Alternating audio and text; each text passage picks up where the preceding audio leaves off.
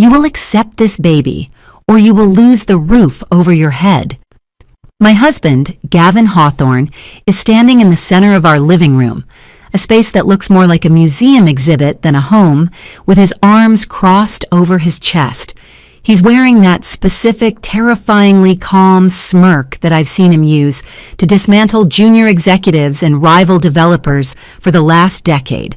It's a look that says he has already won the argument before you've even opened your mouth. Behind him, sitting on the edge of the beige Italian sofa that cost more than my first car, is Paige Collins. She's shifting her weight, looking everywhere except at me. She's 24, she's Gavin's executive assistant, and she is visibly, undeniably pregnant. 6 months if the curve under her silk blouse is accurate. "You're being dramatic, Selena," Gavin's mother, Evelyn, says from the wet bar. She's holding a piece of heavy cream cardstock like it's a holy relic. "We're trying to manage a difficult situation with dignity, something you seem intent on making impossible." She walks over and places the card on the glass coffee table in front of me. It's an invitation. Baby shower honoring Paige Collins. The font is an elegant, sweeping script. The location is the Hawthorne family estate. "We expect you to attend," Evelyn continues, smoothing the skirt of her Chanel suit. "It would look very strange if Gavin's wife wasn't supportive of the family's expansion. People talk, Selena. We control what they say." I look at the three of them, the tribunal, Gavin, the unrepentant king, Evelyn, the enforcer, and Marcus, Gavin's father, who is currently swirling a glass of scotch by the window, staring out at the Buckhead skyline as if none of this is happening. He's the silent partner in this emotional demolition. "You want me to host a party for your mistress," I say. My voice sounds strange to my own ears, thin, reedy. "In this house? Not a mistress," Gavin corrects smoothly. "The mother of my child, and not in this house, at the estate. But yes, you'll help coordinate. You used to be an event planner, didn't you? Consider it a return to your roots." He steps closer, invading my personal space just enough to be intimidating without touching me. "Look, Selena, let's be realistic. You have no income. You have no assets. You have a gap in your resume the size of the Grand Canyon. If you leave, you walk out with the clothes on your back and a Honda that's technically leased in the company's name. You're too fragile for the real world now anyway. You need us." I look at Paige. She finally glances up, her eyes wet and pleading, as if I'm the one making this awkward, as if my presence is the only obstacle to her happy ending. "You're too weak to leave," Gavin says, his voice dropping to a whisper that feels like a physical blow. "So, be a good girl. Play the part. We'll take care of you, just like we always have." The air in the penthouse is recycled and cold, smelling faintly of the expensive lilies Evelyn insists on having delivered weekly. My heart is hammering against my ribs like a trapped bird. For 12 years, I have swallowed every insult, every slight, every command. I have dissolved myself into the Hawthorne brand until there was almost nothing left of Selena. But looking at that invitation, at the audacity of the cream cardstock, something inside me snaps. It's not a loud snap. It's the quiet sound of a lock disengaging. I pick up the invitation. I look at the embossed lettering, then I set it back down, very carefully, perfectly aligned with the edge of the table. "Not yet," I say. The room goes dead silent. Marcus stops swirling his drink. Evelyn freezes, her hand halfway to her pearl necklace. Gavin's smirk falters just for a microsecond, a glitch in the matrix. "Excuse me?" Gavin asks. "Not yet," I repeat. I'm surprised by how steady my hands are. I'm not agreeing to anything yet. Before we discuss my role in this arrangement, I'm hiring a forensic accountant. I want to see the books. Gavin actually laughs. It's a sharp, barking sound. "You're doing what? You don't have access to the money to hire a pizza delivery guy, let alone an accountant." "We'll see," I say. I grab my purse from the entry table. I'll be staying at Bella's tonight." "Selena," Evelyn snaps, her voice losing its cultured veneer. "You walk out that door and you are declaring war on this family. Do you have any idea who we are?" "I know exactly who you are," I say, opening the heavy front door. "That's why I need the accountant." I step out into the hallway and let the heavy door click shut behind me. The silence of the corridor is instant and heavy. I made it out. I actually said it. If you're watching this video, tell me where you're from or what time it is for you. I hold it together for exactly 15 seconds, the time it takes to walk from our front door to the elevator bank. I press the down button, and the moment the brushed steel doors slide open and I step inside the empty car, my knees liquefy. I slump against the back wall, sliding down until I'm crouching on the floor, clutching my purse to my chest. The numbers above the door tick down. 45, 44, 43. My entire body is vibrating. It's adrenaline, pure and uncut. I just threatened Gavin Hawthorne. I just threatened the CFO of Hawthorne Holdings. I might as well have poked a sleeping tiger in the eye with a stick. The elevator dings at the garage level. I force myself to stand up, smoothing my dress. Get it together, Selena. If you look crazy, they win. I walk to my car, the silver Mercedes SUV that Gavin lets me drive but never lets me put gas in, and fumble with the keys. My hands are shaking so badly I drop them on the concrete. As I stoop to pick them up, my phone starts buzzing in my purse. It's Gavin. I decline the call. It rings again immediately. "Evelyn." I decline that too. Then a text from Gavin pops up on the screen. "Don't be stupid. Come back upstairs and we can discuss this like adults. You're having a breakdown." I throw the phone onto the passenger seat and start the engine. I need to get out of Buckhead. I need to get away from the manicured lawns and the security gates and the suffocating perfection. The drive to Decatur takes 40 minutes in the rush hour traffic. Every time my phone buzzes, which is every 30 seconds, I flinch. By the time I pull into the parking lot of my sister Bella's apartment complex, I have 22 missed calls and 14 text messages. Bella's complex is the opposite of the penthouse. The paint is peeling slightly on the railings, there are tricycles left on the sidewalks, and the air smells like dryer sheets and someone grilling onions. It smells like life. I park the Mercedes next to a beat-up Honda Civic and just sit there for a minute, gripping the steering wheel. I feel like an alien here in my designer dress and my $500 haircut. My phone buzzes again. It's Bella. I see a very expensive car next to my dumpster. "Is that you?" I let out a breath that sounds like a sob. I grab my bag and run up the stairs to apartment 2B. Bella opens the door before I can knock. She's wearing oversized sweatpants and a t-shirt with a bleach stain on the hem, and she looks like the most beautiful thing I've ever seen. She takes one look at my face. My mascara is probably running, my skin pale, and she doesn't ask a single question. She just reaches out, grabs my wrist, and pulls me inside. "Okay," she says, locking the deadbolt, the chain, and the bottom lock. "Tequila or tea? Actually, never mind. We're doing both." She pushes me onto her lumpy thrift store velvet couch. "Sit. Don't talk yet. Just breathe." I sink into the cushions. For the first time in 12 years, the ground beneath me doesn't feel like a trapdoor. To understand why walking out of that penthouse felt like cutting off a limb, you have to understand how slowly the surgery happened. You don't wake up one day in a cage. You wake up in a really comfortable bed, and then you realize the door is locked, and then you realize you don't have the key, and then you realize you don't even want the key because the world outside is scary, and the room service is great. I met Gavin 10 years ago. I was 29, working as a junior coordinator for a high-end event planning firm in Atlanta. I was exhausted, broke, and running on caffeine and ambition. We met at the autumn gala for the Children's Hospital. I was the one with the headset, running around putting out fires, literally, at one point, with a candle centerpiece. And he was the golden boy. He was 34, heir to the Hawthorne real estate empire, looking like he'd stepped out of a GQ spread. He didn't treat me like hired help. He treated me like I was the only person in the room who knew what was going on. He brought me a glass of champagne when the event wrapped at 2 a.m.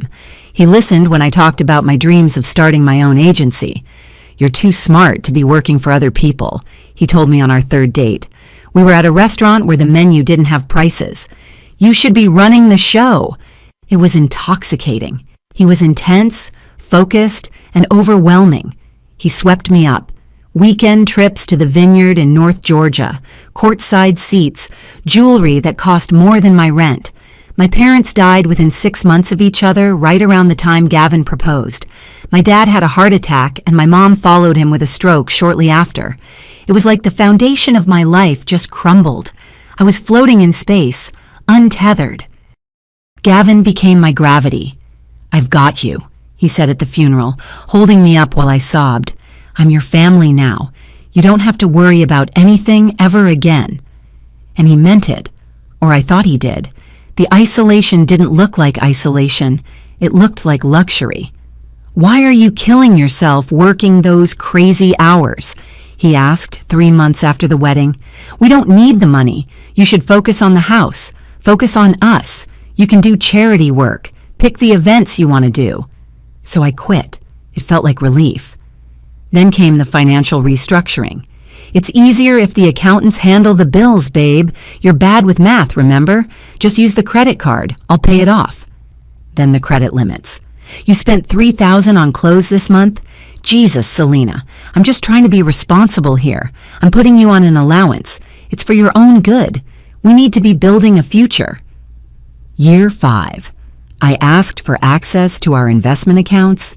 He laughed. "You wouldn't understand the portfolio, sweetie. It's complex derivatives. Just trust me." "Do you not trust me?" The trap snapped shut so softly I didn't even hear the click. I was the perfect wife in the perfect tower, with a $3,000 monthly allowance that I had to beg for. No career, no family except a sister I barely saw because Gavin didn't get along with her, and a husband who treated me like a decorative lamp. But the money wasn't the thing that broke me. I could handle being broke in a mansion. I grew up middle class. I know how to coupon. The thing that broke me was the silence in the nursery. For 5 years, Evelyn made comments. "Still nothing? Maybe you should see a specialist, Selena. In my day, women knew their duty." For 5 years, I cried in bathrooms at baby showers. I took vitamins. I tracked my cycle. I subjected my body to invasive tests where doctors poked and prodded and told me, "We can't find anything wrong with you, Mrs. Hawthorne. It's unexplained infertility." Gavin was so supportive. He'd hold my hand and say, "It's okay, babe. If it happens, it happens. I love you no matter what. Maybe it's just not in the cards for us." Then came the day. 5 years ago. I was organizing Gavin's home office because the cleaning lady was sick. I was dusting the top of the bookshelf and a heavy binder fell, papers scattered everywhere. I knelt down to pick them up. Most of it was boring corporate nonsense, deeds, tax filings, but one file was marked medical, personal. I shouldn't have opened it, but I did. Inside, there was a receipt from a clinic in Miami. Vasectomy. Patient, Gavin Hawthorne. Date, June 12th, 2014, 3 months before our wedding. I sat on the floor of that office for an hour, staring at the date. He had done it before we even got married. He had let me cry. He had let his mother call me barren. He had let me go to doctors. He had held my hand and lied to my face every single day for 5 years. When he came home that night, I confronted him. I threw the paper at his chest. I expected him to apologize. I expected him to beg. Instead, he shrugged. He actually shrugged. "I knew you wouldn't marry me if I told you," he said, pouring himself a drink. "And I didn't want kids. They're loud and expensive, and they ruin your body. I did it for us, Selena. Look at our life. We're free. Why would you want to ruin this?" "You let me think I was broken," I whispered. "You are broken," he sneered. "You're obsessive. This just proves it. Look at you, digging through my files. You're hysterical." That was the night I stopped loving him. But I didn't leave. I couldn't. I had no money, no job, and by then the psychological conditioning was so deep I truly believed I couldn't survive without him. But I started watching. Back in Bella's apartment, the tea is gone and we've moved on to cheap Pinot Grigio. He's a sociopath, Bella says, pacing the small rug in her living room. We've known this, but the baby thing, that is next-level villainy. I told him I'm hiring a forensic accountant, I say, staring at my wine glass. Bella stops pacing. You did? Holy shit, Selena. That's amazing. Also, terrifying. Do you have any idea what those cost? I did some research on my phone in the car, I say. There's a woman named Diana Vance. They call her the IRS Whisperer. She's supposed to be a shark, but her retainer is $20,000. Bella winces. Okay, I have maybe $400 in savings. Teachers don't exactly make take down the oligarchy money. I have the money, I say quietly. Bella looks at me. What? You just said he gives you an allowance. Remember Aunt Joyce? I ask. Yeah, great Aunt Joyce. She died 4 years ago. She left me $25,000, I say. The check came to my maiden name. It went to my old P.O. box that I never closed. Gavin never saw it. I opened a separate account at a credit union in Snellville. I've never touched it. It's been sitting there, gaining dust and interest. Bella's eyes go wide. You have a getaway fund. I didn't know that's what it was, I admit. I told myself it was for a rainy day, but I think deep down I knew.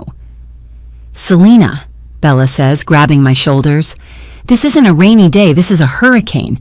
You call this Diana woman right now. I look at the clock on the microwave. It's 7 p.m.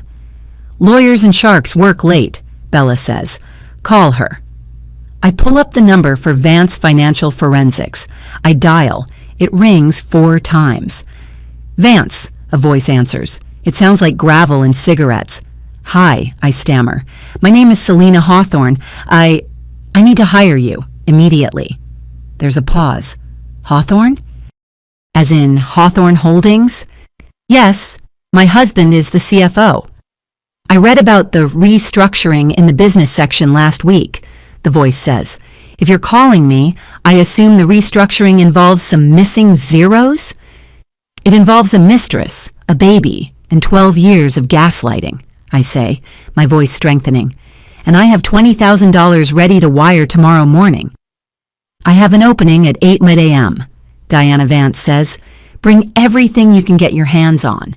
Hard drives, tax returns, bank statements. If it has a number on it, I want it. I don't have the files, I say. They're in the penthouse. Then you better go shopping, Diana says. See you at 8. She hangs up. I look at Bella. I have to go back there. Not tonight, Bella says. Tonight you sleep. Tomorrow morning, we go on a raid. At 6:30 a.m., I'm sitting in the passenger seat of Bella's Honda Civic, parked 2 blocks away from the penthouse.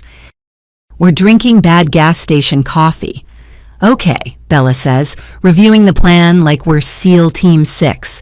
Gavin leaves for the gym at 6:45. He goes to the office at 8 quiz. That gives you an hour and 15 minutes. He might have changed the codes, I say, chewing on my thumbnail. He thinks you're hysterical and weak, Bella reminds me. Narcissists don't change the locks because they don't believe you're actually capable of leaving. He expects you to come crawling back today to beg for forgiveness.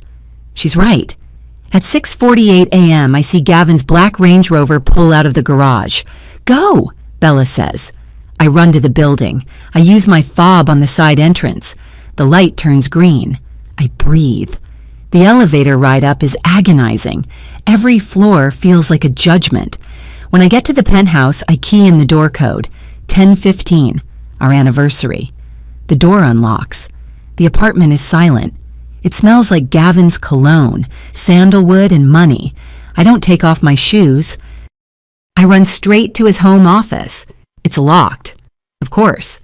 I reach above the door frame. Gavin hides the key there. It's the oldest trick in the book, but he's a creature of habit. My fingers brush cold metal. Got it. I unlock the door and slip inside. The office is pristine. I go straight to the desktop computer. I know his password, Empire 1. I type it in. The screen flashes. Access granted. Yes, I whisper. I plug in the USB drive Bella gave me. I navigate to the finance folder. I click on the folder labeled Tax Prep 2024. The folder is empty. I freeze. I click on Investments. Empty. Bank statements. Empty. My stomach drops through the floor. He wiped it. He must have done it remotely last night after I left, or maybe he moved everything to a secure cloud server I can't access. No, I hiss. I check the recycling bin. Empty. The digital trail is gone. I have lost the advantage. I look at the time. 7:15 a.m. I have 45 minutes before he might come back to shower. Think, Selena. He's arrogant. He's sloppy. I turn away from the computer and look at the physical filing cabinets. Gavin hates paper, but the older partners, Marcus's generation, insist on hard copies for certain deeds and contracts. I yank open the bottom drawer. It's stuffed with manila folders. I start pulling them out. Hawthorne Plaza, deeds, Midtown Development, contractor invoices. I don't have time to read them. I pull out my phone and start snapping photos. Click, click, click. My hands are shaking, making some of the images blurry. I force myself to breathe. Focus on the numbers. Focus on the signatures. I flip through a folder marked Miscellaneous Expenses. I see a receipt from a medical clinic. It's recent, 18 months ago. Vasectomy reversal. Patient, Gavin Hawthorne. He reversed it. He reversed it almost 2 years ago. He was planning this. He was planning to replace me way before Paige got pregnant. I take a picture of it. Tears are stinging my eyes, but I blink them away. I don't have time to cry. I hear the front door chime. He's back early. Panic, cold and sharp, floods my chest. I shove the folders back into the drawer. I lock the office door. I sprint to the guest bedroom and throw my bag on the bed, kicking off my shoes. I hear footsteps in the hallway. Selena? Gavin's voice. He sounds surprised. I muss my hair. I open the guest room door, trying to look like I just woke up. Gavin is standing there, holding his gym bag. He looks me up and down. You came back, he says. The smirk returns, instant and infuriating. I knew you would. Did you sleep in the guest room? I needed space, I say, my voice trembling. It's not acting. I just needed to sleep. Well, he says, walking past me toward the master bedroom. I'm glad you came to your senses. We can talk about the shower details tonight. Get dressed. You look like a mess. He shuts the master bedroom door. I grab my bag, shove my feet into my shoes, and walk out the front door again. I made it. And I have the pictures. Diana Vance's office is in a strip mall in Sandy Springs, sandwiched between a nail salon and a We Buy Gold shop. The sign on the door just says Vance. Inside, it looks less like an office and more like a bunker. Filing cabinets line every wall. There are stacks of paper everywhere. Diana is sitting behind a metal desk. She looks to be in her late 50s with steel gray hair cut into a sharp bob and glasses on a chain. She's smoking a vape pen that smells like vanilla. You're late, she says. It's 8:02. I had to break into my own house, I say, dropping into the chair opposite her. I pull out my phone. He wiped the computer. The server was empty. I only got photos of the physical files. Diana raises an eyebrow. Wipe the server? That's interesting. Innocent men don't wipe servers overnight. She takes my phone and plugs it into her computer. She starts clicking through the images I took. Blurry, blurry. Okay, this is a deed. This is an invoice. She stops. She zooms in on an image. What? I ask. Who is Apex Maintenance? She asks. I don't know. The cleaning crew for the office buildings, I guess. You have an invoice here for $40,000 for HVAC repair at a building that was demolished 3 months prior to the invoice date, Diana says. She looks up at me. That's sloppy. That's very sloppy. She leans back. Selena, look at me. I'm going to take your $20,000, and I'm going to find where he hid the money. But I need you to understand something. If we do this, if we pull this thread, the whole sweater is going to unravel. You aren't just going to find a few hidden savings accounts. This looks like embezzlement. This is prison time." "I know," I say. "And," she points the vape pen at me, "you have to go back there. You have to live with him while I work. You have to be the loving, submissive, broken wife. Because if he smells a rat, he will shred everything. Can you do that? Can you look that man in the face and lie?" I think about the vasectomy reversal receipt. I think about the invitation on cream cardstock. "I've been lying to myself for 12 years, I say. "Lying to him will be easy." Driving back to the penthouse for the second time that day feels like driving to a funeral. My own. I park the car. I go up. Gavin is gone, at the office, probably terrorizing his staff. The housekeeper, Maria, is in the kitchen. She gives me a sympathetic look but says nothing. She knows better. I spend the day settling in. I move my clothes back into the master closet. I straighten the pillows. I practice my face in the mirror. Sad, resigned, obedient. When Gavin comes home at 7:00 p.m., I have a scotch waiting for him on the coaster. "Welcome home," I say softly. He looks at the drink, then at me. He relaxes visibly. There she is. I knew the crazy would pass. He takes a sip of the scotch. "Did you call Evelyn?" "Not yet," I say, keeping my eyes on his tie knot. "I will tomorrow. I needed a day to process everything. It's a lot, Gavin. The baby, it's a shock." "I know," he says, sitting down and loosening his tie. "But it's happening, Selena. And frankly, this is your chance to step up. Prove you're a partner in this marriage. Handling this shower, it's a test. Mother is watching you." "I know," I say. "I won't let you down." "Good." He pats my hand. It takes every ounce of willpower I possess not to recoil. I'm going to shower, then I'm going out for a bit. Business dinner. Business dinner is code for Paige. I know it. He knows I know it. "Okay," I say. "Don't stay out too late." "Don't wait up," he says. He leaves 20 minutes later, smelling of fresh cologne. I stand at the window and watch his car merge into traffic. "Enjoy it while you can, Gavin," I whisper to the empty room. Sunday dinner at the Hawthorne estate is mandatory. It's a performance of feudal loyalty disguised as a meal. We are sitting at the long mahogany table. Evelyn is at one end, Marcus at the other. Gavin and I are on one side. Across from us are Travis, Gavin's younger brother, and his wife, Sarah. Sarah has always been quiet. She's a mouse of a woman, blonde and nervous, always trying to keep her two toddlers from making noise. Gavin bullies Travis relentlessly, and Travis takes it out on the waiters. It's a circle of abuse.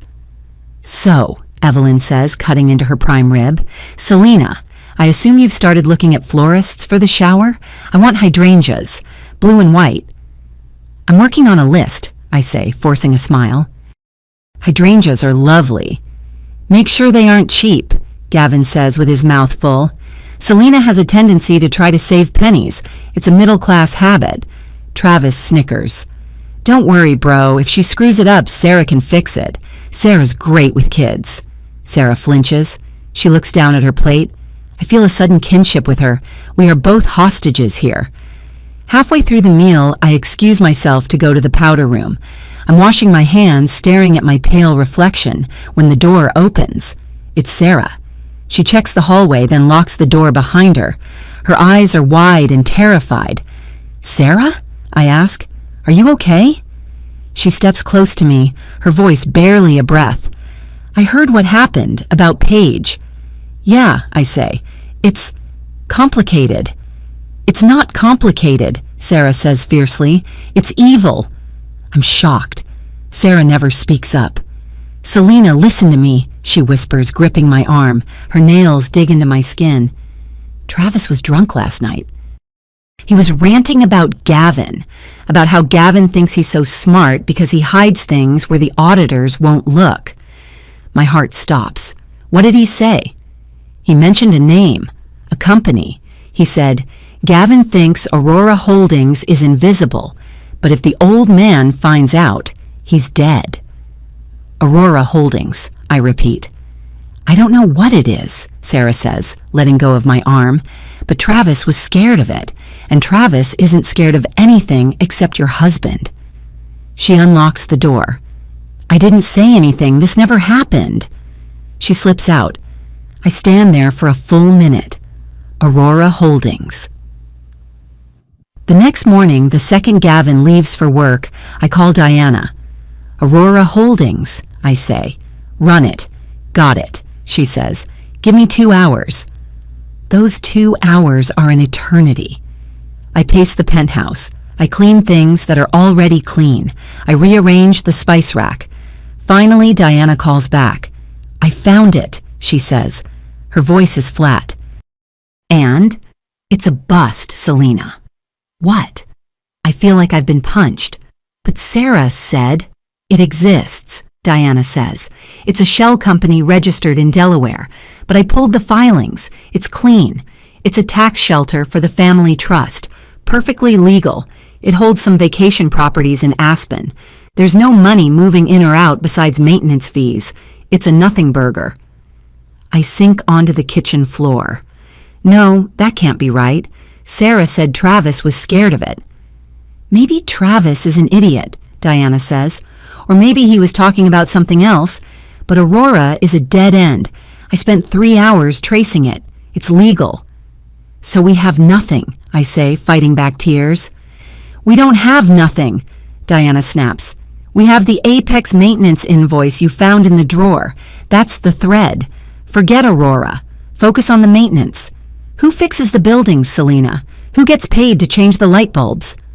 I don't know, I say. Find out, Diana orders.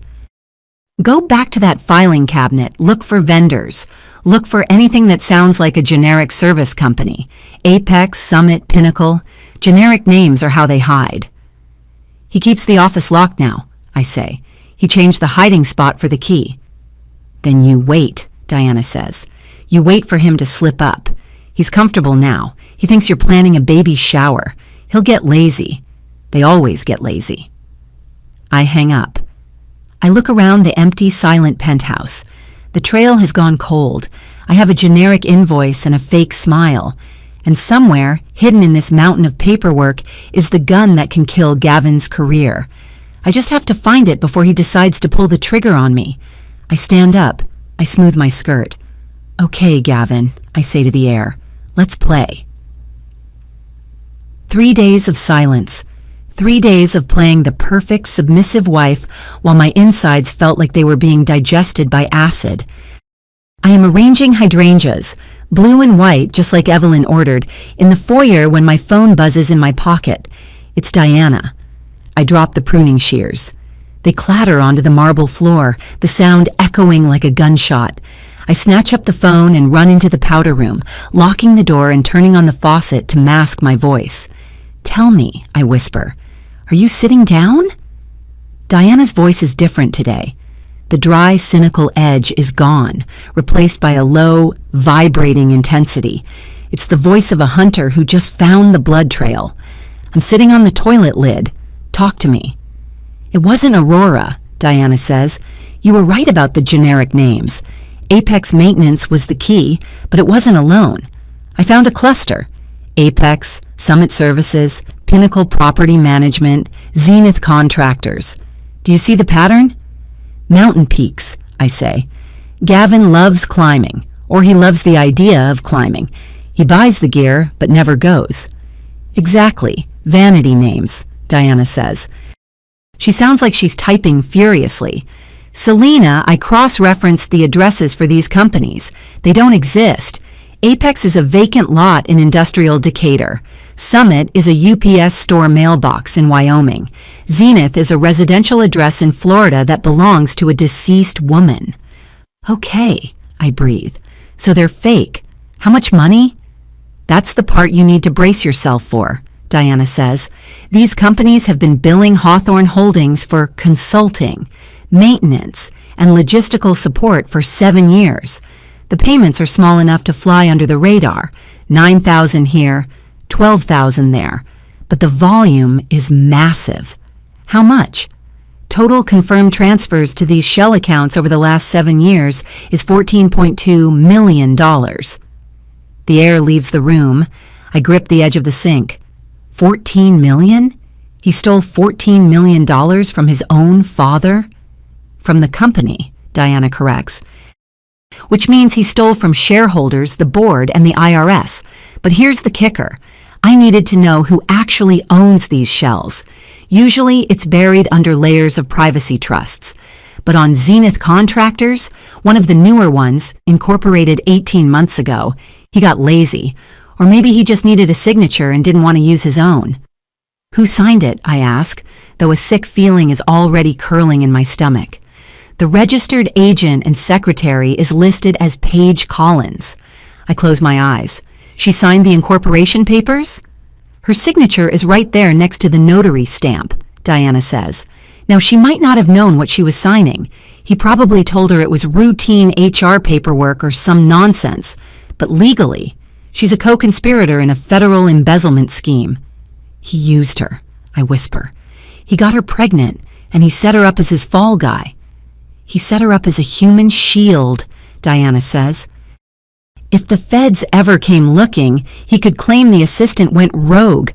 It's diabolical, Selena, and it's brilliant. It's not brilliant, I say, my voice hardening. It's over. Yes, Diana agrees. It is. I have the flow charts. I have the bank routing numbers connecting these shells to offshore accounts in the Caymans. I have the proof. Now the question is, what do you want to do with it? You have 2 options, Diana says. The water is still running in the sink, a steady white noise covering the most important conversation of my life. Option A, she continues, the golden parachute. We take this report to Gavin's personal lawyer. We show them the evidence.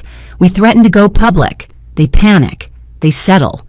You get a massive payout, probably $10 million, maybe more, to sign an NDA and walk away. Gavin stays out of prison. The family reputation stays intact, and you live on a beach somewhere. Quiet. Clean. I look at my reflection in the mirror. I see the fine lines around my eyes from 12 years of squinting against the glare of Gavin's gaslighting. I see the woman who was told she was too weak, too fragile, too barren. And option B, I ask? Option B is the nuclear option, Diana says. I send this report to 3 people simultaneously. The IRS whistleblower office, the board of directors at Hawthorne Holdings, and Gavin. There is no NDA. There is no quiet settlement. This triggers a federal investigation. Gavin goes to prison. The assets get frozen. You still get paid eventually. Courts look kindly on the spouse who blows the whistle, but it will be a war. His family will try to destroy you. The press will camp on your lawn. He told me I was weak, I say. It's not really to Diana. It's to the woman in the mirror. Excuse me? The night he told me about the baby, I say, he stood there with his mistress and told me I was too weak to leave him. He bet his entire life on the fact that I would never fight back. Narcissists always underestimate the victim, Diana says. So? Which is it? The money or the match? I think about the vasectomy reversal. I think about Paige carrying a baby that will be born into a crime scene. I think about the invitation on cream cardstock, baby shower honoring Paige Collins. If I take the money, he wins. He keeps his power. He keeps doing this to people. Burn it, I say. Burn it all down. I can hear Diana smile through the phone. It's a terrifying sound. I was hoping you'd say that, she says. I'll prep the emails. They go out tomorrow morning at 9 a.m. sharp. Get your things, Selena. Tonight is the last night you spend in that house. Dinner that night is steak. Gavin insists on steak every Thursday. He likes it rare, bloody. We are sitting at the long glass dining table. The city lights of Atlanta are twinkling below us like diamonds spilled on black velvet. It's a beautiful view. It costs a fortune. Gavin is cutting his meat with surgical precision. The knife scrapes against the china. Scrape, slice, scrape. Mother is pleased with the flower choices, he says, not looking up. She thinks the hydrangeas show appropriate humility. I thought they would work well, I say. I'm pushing my asparagus around my plate. I can't eat. The adrenaline is making me nauseous. You're being very sensible about this, Selena, Gavin says. He puts a piece of steak in his mouth and chews. I admit I was worried at first. That little outburst about the accountant? Cute. But I knew you'd come around. You always do. I just needed time to understand the reality of the situation, I say. Exactly. He points his fork at me. Reality. That's what I provide. I provide the reality in which you get to live. You have a good life, Selena. Don't ever forget who gave it to you. I look at him. Really look at him. He's handsome in a polished, manufactured way, but his eyes are empty. There's nothing behind them but calculation and appetite. Gavin, I ask, can I ask you something? Make it quick. I want to watch the game. Did you ever love me? I ask. In the beginning. Was I ever anything more than a prop? He stops chewing. He sighs, putting his fork down like I'm an unruly child interrupting his study time. Love is a transaction, Selena, he says, wiping his mouth with a linen napkin. I needed a wife who looked the part and didn't ask questions. You needed someone to take care of you. We made a deal. Don't romanticize it. So, no, I say. You never loved me. I love that you fit, he says, and as long as you keep fitting, we'll be fine. He stands up. I'm going to shower. Don't wait up. He walks away. He doesn't look back. The moment the bedroom door clicks shut, I move. I don't pack clothes. I don't pack jewelry. I take my passport. I take my laptop. I take the folder of photos from the filing cabinet. I walk to the front door. I look at the penthouse one last time. The leather sofas, the abstract art, the glass table, the cage. I don't fit anymore, I whisper. I walk out. I sleep on Bella's couch again, but this time I don't really sleep. I watch the digital clock on the cable box tick forward. 6 a.m., 7 a.m., 8 a.m. At 8:30 a.m., Bella comes out in her pajamas, holding 2 mugs of coffee. She sits on the floor next to me. Is today the day? She asks. 9 a.m., I say. Diana hits send. To the IRS, and the board, and Gavin. We sit in silence. At 8:58 a.m., my heart is beating so hard I can feel it in my throat. 8:59 a.m., 9 p.m. For 2 minutes, nothing happens. The world continues to spin. A car alarm goes off outside. Then, at 9:03 a.m., my phone vibrates on the coffee table. It's a text from Gavin. Where are you? I don't answer. 9:04 a.m. Another text. Selena, pick up the phone. 9:05 a.m. What did you do? 9:06 a.m. You are dead. You hear me? You are finished. Then the phone starts ringing. It's Gavin. Then it's Evelyn. Then it's a number I don't recognize. Probably the corporate lawyers. It's happening, Bella whispers, staring at my phone as it dances across the table. I reach out and press the power button. I hold it down until the screen goes black. It's done, I say. No, Bella says, handing me the coffee. It's just started. 2 days later, I'm sitting in a conference room that smells like mahogany and fear. I had to hire a lawyer. Diana recommended her, Catherine Ross. She's not a shark. She's a velociraptor in a Saint Laurent blazer. Catherine is reading a letter that was hand-delivered to Bella's apartment this morning. So, Catherine says, tossing the letter onto the table. Mr. Miles Sterling, representing Mr. Hawthorne, says you are being sued for defamation, theft of corporate property, and emotional distress. They are demanding you return the stolen documents immediately and issue a public retraction. Can they do that? I ask. My hands are shaking in my lap. Catherine laughs. It's a dry, barking sound. They can type whatever they want on fancy paper. It doesn't make it true. This is a scare tactic. They know they're drowning, so they're splashing water, hoping to get you wet. She leans forward. Selena, the IRS raided the Hawthorne offices this morning. Did you see the news? I haven't looked, I admit. Federal agents seized the servers, Catherine says with satisfaction.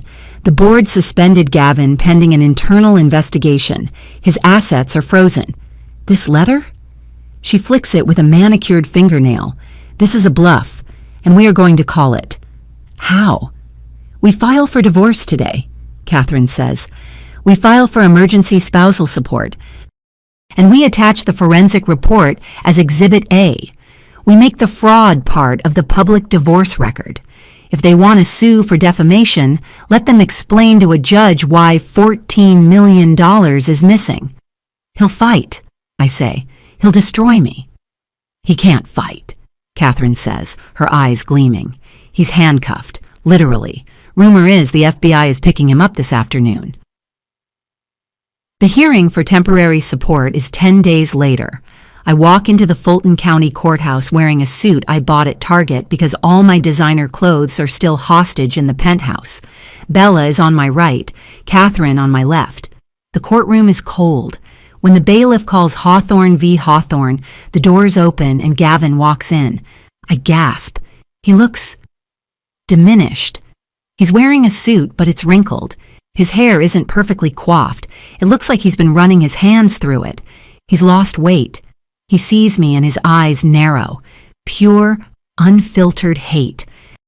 His lawyer, Miles Sterling, is a slick man with too much hair gel. He stands up. Your Honor, this entire motion is absurd. Mrs. Hawthorne has abandoned the marital home and stole confidential proprietary documents. We are moving to have the forensic report sealed and ruled inadmissible. The judge, a no-nonsense woman named Judge Walters, peers over her reading glasses. Mr. Sterling, I have the report right here. Are you suggesting the bank transfers listed on page 42 are fabricated? We are suggesting they are taken out of context, Your Honor. Out of context? Judge Walters flips a page. It says here that Summit Services billed $12,000 for snow removal in July in Atlanta. Is that the context? Someone in the gallery snickers. Gavin flushes a deep, angry red. My client is under federal investigation, Sterling says tightly. He cannot liquidate assets to pay support. He can liquidate the assets he didn't steal, Judge Walters snaps. I am granting the petitioner's request. Mrs. Hawthorne is granted exclusive use of the penthouse residence effective immediately. Mr. Hawthorne is barred from the premises, and temporary support is set at $15,000 a month. $15,000? Gavin shouts. He actually stands up. She doesn't need that much. She's useless. She's never worked a day in our marriage. Sit down, Mr. Hawthorne, the judge barks, or I will hold you in contempt. And given your current legal standing, I imagine you don't want to add to your rap sheet. Gavin sinks back into his chair. He looks at me across the aisle. For the first time, I don't look away. I hold his gaze until he blinks. The breakdown of the Hawthorne empire happens in real time, broadcast in HD. I'm back in the penthouse. It feels haunted, empty, but at least it's mine for now, watching the local news. Breaking news. Hawthorne Holdings. CFO Gavin Hawthorne indicted on 18 counts of wire fraud and embezzlement. The screen shows footage of Gavin being led out of his lawyer's office in handcuffs. He's trying to cover his face with a folder. Then, the statement from the family. A reporter is standing in front of the Hawthorne estate. In a shocking turn of events, the Hawthorne family has released a statement distancing themselves from the disgraced CFO. Marcus Hawthorne, the company's founder, stated today, "We are cooperating fully with authorities. The actions of one individual do not reflect the values of this company. Gavin Hawthorne has been terminated effective immediately." They cut him loose. I sit on the sofa, the beige Italian one, and stare at the TV. Evelyn didn't stand by him. Marcus didn't protect him. They amputated the infected limb to save the body. My phone rings. It's a blocked number. I answer. Hello? You happy? It's Travis, Gavin's brother. Travis, I say. You ruined everything, he says, his voice slurring. He's drunk. Mom is in the hospital, stress-induced heart palpitations. Dad isn't speaking. You blew up the family, Selena. Gavin stole $14 million, Travis, I say calmly. He blew up the family. I just turned on the lights. Watch your back, Travis spits. We aren't done with you. Tell Sarah I said thank you, I say. There's a long silence. Then the line goes dead. 3 months pass. The divorce is grinding through the courts, slowed down by the criminal proceedings. I'm living in the penthouse, but I'm packing. I'm selling the furniture. I'm purging the ghosts. One morning, I'm scrolling through social media and I see it. A post from a mutual friend who forgot to block me. It's a picture of Paige. She's in a hospital bed, looking pale and exhausted, holding a tiny bundle wrapped in a pink blanket. There is no one else in the photo, no Gavin, no Evelyn, no flowers. Just a girl and a baby in a sterile room. The caption reads, "Welcome to the world, Maya. Just the two of us against the world." I stare at the photo. I look for the anger I used to feel. I check my chest for the jealousy, the rage. It's gone. All I feel is a profound aching pity. She is 24. She is a single mother. The father of her child is facing 20 years in federal prison. She is named in the indictment as a co-conspirator. Her life is effectively over before it really began. Gavin destroyed her just as thoroughly as he tried to destroy me. The only difference is, I had 12 years to build up an immunity to the poison. She took the full dose all at once. I close the laptop. I don't like the photo. I don't comment. I just walk to the window and look at the skyline. Good luck, Maya, I whisper to the baby who will never know her father. You're going to need it. It's a Tuesday night when the call comes. I'm in the middle of packing the last box, kitchen supplies. I'm moving to a townhouse in Virginia Highland tomorrow, a place I bought with my own money and a hefty advance on the settlement Catherine secured. My phone rings. Unknown caller. I pick it up. Hello? Selena. The voice is ragged, broken. It takes me a second to recognize it. Gavin, I'm using a burner, he says. My lawyer would kill me if he knew I was calling. I'm out on bail, but they have me on an ankle monitor. I can't leave the apartment in Marietta. It's a dump, Selena. It smells like mildew. Why are you calling me, Gavin? He makes a sound that might be a sob. I just wanted to know why. Why did you have to go nuclear? We could have settled. I would have given you the money. Why did you have to ruin me? You ruined yourself, I say. I gave you a chance. That day in the living room. All you had to do was treat me like a human being. But you couldn't do it. You told me I was weak. I was angry, he shouts, his voice cracking. I was stressed. I built this life for us. I built this family. You didn't build a family, Gavin, I say, my voice steady and cool like the water in the Chattahoochee. You built a crime scene. You built a house of cards on top of a lie, and you moved your mistress into the basement. I can fix it, he pleads. I can take a plea deal, 8 years. I'll be out in 4 with good behavior. Wait for me, Selena. Please, I have nobody. Mom won't take my calls. Travis is trying to take my shares. You're the only one who knows me. I do know you, I say. That's exactly why I'm not waiting. Selena, please. Goodbye, Gavin. I hang up. I block the number. Then I take the SIM card out of my phone, snap it in half, and drop it into the trash can. 3 months later.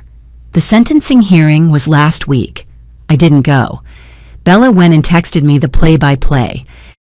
Gavin pleaded guilty to 12 counts of fraud. He was sentenced to 10 years in federal prison. No parole for at least 8. The settlement was finalized 3 days ago. Because of the criminal conviction, the prenup was shredded. Catherine Ross, the magnificent velociraptor, secured me a lump sum of $5 million from the liquidated assets, plus half the sale of the penthouse. I'm sitting on the porch of my new townhouse. It's a craftsman bungalow with a swing and a garden that needs work. Molly, my old friend from the event planning world, is sitting next to me. We are drinking coffee out of mugs that don't match. So, Molly says, looking at the tablet on her lap, the launch party for the new tech firm. They want an ice and fire theme. Tacky or fun? Tacky, I say, smiling, but we can make it elegant. Use crushed velvet and dry ice. You're the boss, Molly says, grinning, and I am. We started Phoenix Events last month. I'm not just the funding, I'm the lead coordinator. I'm working 12-hour days again. My feet hurt, my back aches. I have never been happier. I look out at the street. A mail truck drives by. A neighbor is walking a golden retriever. It's a normal, boring Tuesday. I stretch my legs out.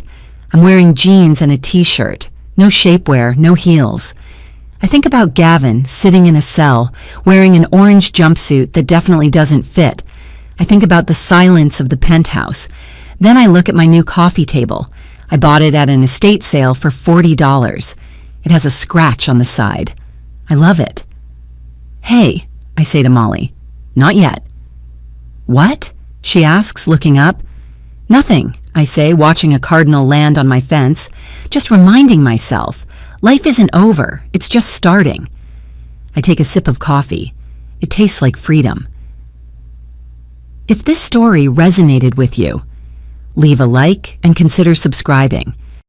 You can also drop any comment below, even just one word.